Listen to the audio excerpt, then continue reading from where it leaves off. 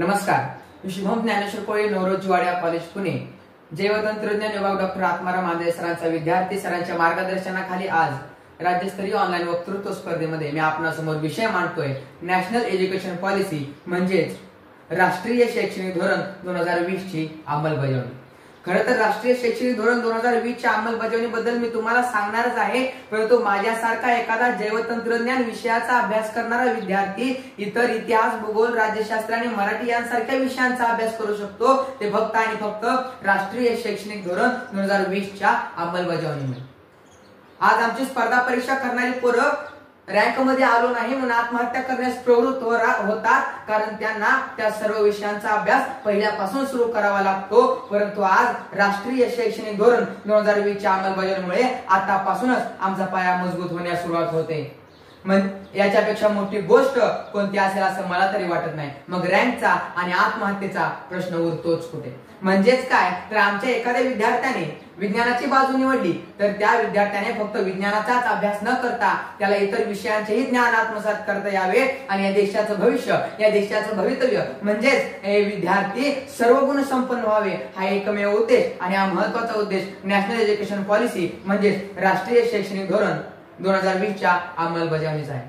नवीन धोरण शिक्षणाचं घेऊन आलं नवप्रकाश, ज्ञानात आता मिळेल सहज अनुभवांचा सुंदर ध्यास, पुस्तकी घोकंपट्टी नाही उमजेल अर्थ खरा, प्रश्नांना मिळेल उत्तर, प्रश्नांना मिळेल उत्तर, समजेल अर्थ खरा, समजेल अर्थ खरा। म्हणजेच काय, ही नॅशनल एज्युकेशन पॉलिसी आपल्याला घोकंपट्टी करण्यास नकार देते आणि सगळ्यात महत्त्वाची गोष्ट म्हणजे ही नॅशनल एज्युकेशन पॉलिसी ही विद्यार्थ्यांची अभ्यासामधील आवड आणि निवड जपण्याचं महत्त्वाचं काम करते। आणि त्याचबरोबर ही नॅशनल एज्युकेशन पॉलिसीने एक सिस्टीम काढली गेली, अकॅडमिक बँक क्रेडिट ही सिस्टीम नॅशनल एज्युकेशन पॉलिसीने काढली गेली। म्हणजे आमच्या विद्यार्थ्यांना मिळालेले क्रेडिट, आमच्या विद्यार्थ्यांना मिळालेले गुण हे डायरेक्ट त्या अकॅडमिक बँक क्रेडिट मध्ये जमा होणार। म्हणजे एखाद्या वेळेस आमच्या विद्यार्थ्याला एखाद्या विद्यालयात प्रवेश घ्यायचा असेल तर तेथे त्याची गुणवत्ता तपासली जाते, त्यावेळेस आपण सहजरित्या त्या विद्यार्थ्याचे क्रेडिट या अकॅडमिक बँक क्रेडिट नुसार आपण तेथे दाखवू शकतो। आणि हे फक्त आणि फक्त नॅशनल एज्युकेशन पॉलिसीच्या प्रयत्नातून झालं।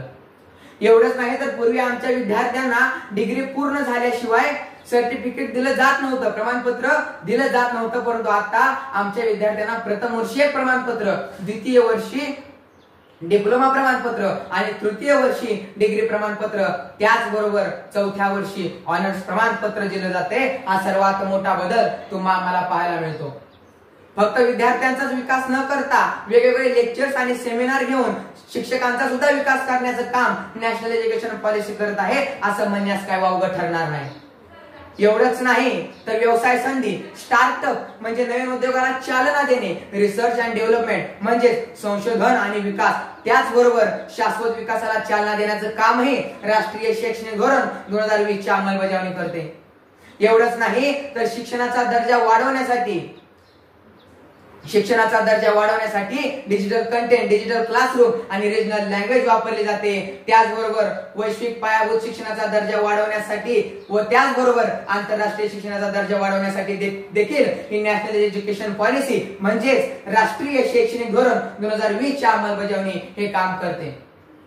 खरं तर नॅशनल एज्युकेशन पॉलिसी आतापर्यंत विद्यार्थ्यांच्या हक्कासाठी आणि विद्यार्थ्यांच्या हितासाठी झटत आलेली आहे आणि इथून पुढेही या नॅशनल एज्युकेशन पॉलिसीने या विद्यार्थ्यांसाठी, विद्यार्थ्यांच्या भविष्यासाठी असंच काम करत राहावं हा एवढाच माफक आशावाद व्यक्त करतो आणि जाता जाता एवढंच म्हणतो, आई वडिलांचे स्वप्न पूर्ण एनईपीचे प्रयत्न खास, आई वडिलांचे स्वप्न पूर्ण एनईपीचे प्रयत्न खास विद्यार्थ्यांमध्ये जागवतील आत्मविश्वासाचा श्वास आणि उद्याच्या पिढीसाठी तयार होईल पिढी खास, उद्याच्या भविष्यासाठी तयार होईल पिढी खास। एवढंच या ठिकाणी बोलता बोलता काही चूक झाली असेल तर क्षमस्व, एवढे बोलून माझ्या मनोगताला पूर्ण विराम देतो। जय हिंद, जय भारत, धन्यवाद।